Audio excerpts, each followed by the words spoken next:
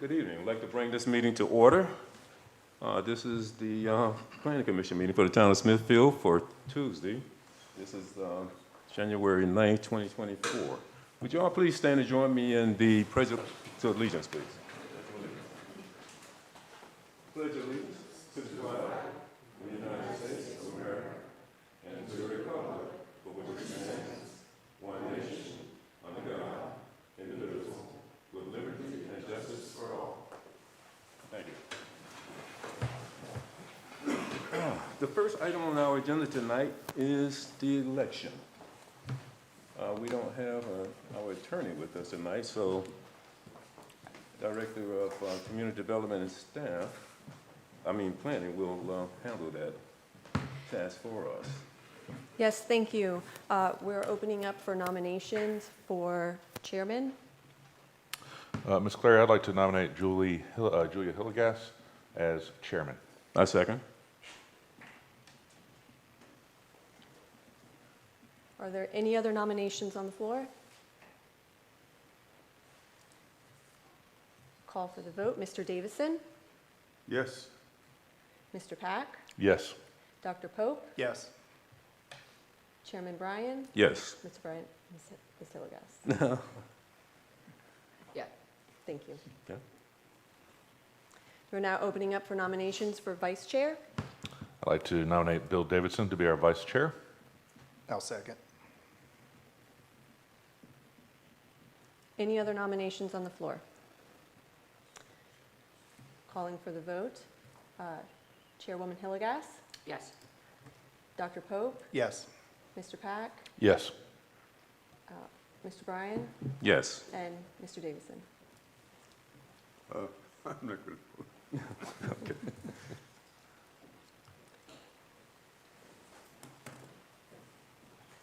We now have Chairwoman Hillegas and Vice Chair Mr. Davison. Yes. Would you like to change? Oh, It's your meeting. okay. Congratulations to you both. Let me scan your head. I'll be I'm going to take your name plate. Let's share. Where's my name plate?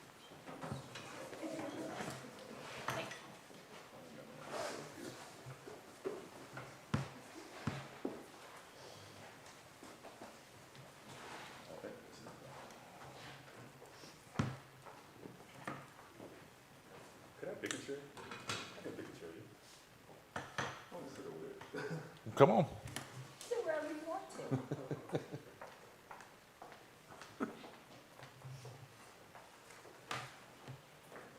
be fun. You good, Mr. Brown? Yes. Okay. Good. If we could have the Community Development and Planning Director's report, please. Yes, thank you. And in the interest of time, if the Planning Commission does want to defer this to next month for the discussion or defer it to the end of the meeting, town staff do support this. We are working on updating Article 10, which is our sign ordinance. We would like clarification from the Planning Commission in regard to the entrance corridor overlay review and administrative approval. As the sign ordinance is currently written, it allows staff administrative approval for signs that are less than 150 square feet with the ability to refer any sign to Planning Commission for review and decision. And the Planning Commission would then review any signs that exceed the 150 square feet. Again, if this is something that we would like to discuss now, at the end of the meeting, or postpone it until next month. Okay. What's your pleasure? Thank you. Ladies and gentlemen. Next month. Next month? Sure. Next month? Okay. Thank you. Thank you. Also on our agenda list of upcoming meetings and activities, next Tuesday, we have the Board of Historic and Architectural Review meeting, as well as the Board of Zoning Appeals. That's been canceled. Sorry, my bad. January 22nd, we have Town Council Committee meetings. February 6th is Town Council meeting. And February 13th will be our next Planning Commission meeting. At this time, we'll open it up to public comments. The public is invited to speak to the Planning Commission on any matters except scheduled public hearings, of which we have 2 this evening. Please use the sign-up sheet. Comments are limited to 5 minutes per person. Any required responses from the town will be provided in writing following the meeting. Do we have any sign-ups? No. Nobody wants to say anything tonight? Anybody change their mind and want to now's your chance. Yes, sir. I did sign up, I don't know. Did you perhaps sign up for one of the public hearings? We have like 3 sign-up sheets tonight. No, that was on the development. If, LLC, Hollywood Park. okay, we've got you on the public hearing, yes, sir. Okay. Okay, so we'll get to you then. Thank you. All right, moving on, we have a presentation this evening by Lynn Briggs with Iowa County Schools on how new construction affects school enrollment. Ms. Briggs, the floor is yours. Welcome. Thank you, Madam Chair. Commissioners, Councilman Pack, town staff. I'm Lynn Briggs, Director of Community and Media Relations with Isle of Wight County Schools, and I thank you for the invitation to present to you tonight. One of the things that comes up quite often is when we're looking at new developments, the school division gets requests on how those developments are going to impact the school division, as do most county agencies and town agencies. Typically, what we have done is we look at what our current situation is and respond based on our current situation. The problem with that is oftentimes there are many things in the queue that are happening that haven't hit the schools yet, and they often aren't factored into our response. So we recently did an updated study with a company called Cooperative Strategies that looks at subdivision, student subdivision yields. And based on the information they shared with us, we did an in-house spreadsheet that you should have in your packet that looks at the state of the schools, especially in the northern corridor, the Smithfield and Carrollton corridors, because that's where we're seeing the greatest impact.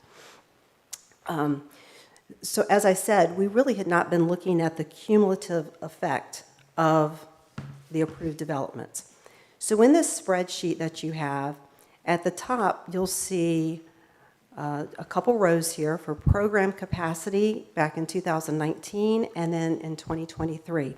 And I just want to explain a minute what program capacity is. Schools aren't just, we just don't determine a capacity number, and that's a static number that never changes. There are certain guidelines that we have to follow from the state regarding capacity. So for example, if you've got a classroom that's going to be used for preschool, the capacity for that classroom is 18 students. But that very same space, if it was going to be used for kindergarten through 3rd grade, that capacity is 24. If it was going to be used for 4th through 5th grade, that capacity is 25. And that's coming from the Virginia Department of Education. If it's used for a self-contained special education classroom, that capacity drops to 8. And finally, many of our career and technical education classes have a capacity of 20, and that's actually following OSHA guidelines. So things such as welding or building trades, they're capped at 20 per OSHA. So that square space on a blueprint doesn't have a set capacity. It's really based on what program is happening in that square space. And therefore, our program capacities can change annually. If we have an additional 4th grade class, then that capacity might go up where that space the previous year might have been a 1st grade class. So program capacity can fluctuate, and I just wanted to make sure that was clear. So you can see right now, using our October 31st enrollment, our schools are in pretty good shape for capacity. The one at the highest capacity is Smithfield Middle, which is sitting at 86%, so still a comfortable number. There's also a little chart at the bottom. Back when we did a long-term facility plan in 2018, we set some trigger numbers as part of that plan.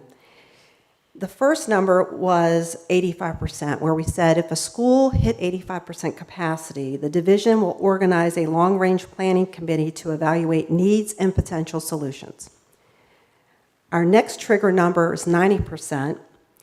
We said the long-range planning committee would prepare a plan of action, and the school board will review current and projected student enrollment numbers to determine whether a more aggressive approach is needed. And the third trigger would be 95% capacity, and that's when we really want to start moving forward with having an architect create working drawings to address the plan identified by the Long Range Planning Committee. So that's sort of the key for the color codes here on the percent utilization. So the next section of the spreadsheet, you see developments under construction. So these are currently under construction, and we are using the projected numbers for students based on those developments. Now, the formula that we are using is coming from the most recent study, but the 2018 study, the formula from that is being used by the county to determine projections. So the county is using our number. We've just updated it based on this 2023 study, but they're still pretty close in alignment. So you can see with just the developments under construction, we have 2 schools that are at 95% or higher from just what's currently under construction. We have Smithfield Middle jumping to 99%, and Smithfield High jumping to 90%.